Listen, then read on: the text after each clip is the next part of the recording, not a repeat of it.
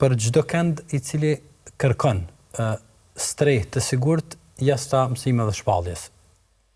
Jashtë lidhjes së tij me Zotin. Çfarë mund të themi? Realisht është ikje, kjo nuk është kërkim. Do thotë, është duke ikur prej burimit dhe ikja prej burimit nuk kupton që e hek etjen, e është më tepër që e gjen jetën. Thotë, gjitha rrugët çojnë aty. Kjo është e vërtetë absolute.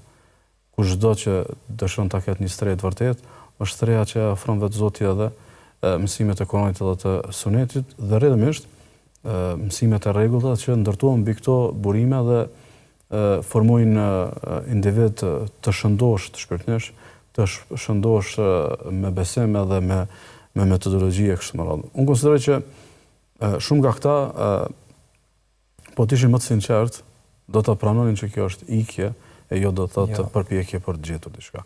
Mirë, po këtu mungon sinqeriteti. E shpesh kjo mungesë e sinqeritetit është në përpjekje të mbushjes së disa boshllëqeve të kota. Për shembull, shumë njerëz ndoshta konsiderojnë që janë të mjaftueshëm të lexueshëm ose mjaftueshëm të shkolluar ose mjaftueshëm intelektual për ta gjuajtur vetveten në oqeanin e dyshimeve edhe për t'i dhënë përgjigje çdo realiteti që ata e mundon ose e mundon botën. Realisht bota nuk ekziston me ardhin e tij. Bota ekziston më herët. Do thotë ti ke një dilemë, po çon dilemë ndoshta e ka trajtuar dikush para 1000 viteve. Ti ndoshta sot e ke menduar një dilemë. Ndoshta për atë dilemë dikush ka kryer doktoraturën ose ku diun çka para ndoshta gjysmë shekulli kështu. Kështu që unë konsideroj të jemi pak më modest, të mos mendojmë me mentalitet egocentrikëve dhe njerëzve me mendim dhej.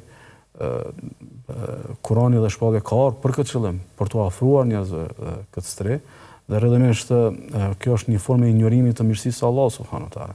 Do të mendosh që me kërkimin edhe hulumtimin tan gjithçka do ta zbulosh, është jashtë natyrës njerëzore. Njerëzit nuk i zbulojnë për zyti gjonat e kësaj bote. Janë zbuluar një herë edhe ti thjesht vetë i përfiton, i mëson edhe i vën në shërbim të jetës tënde.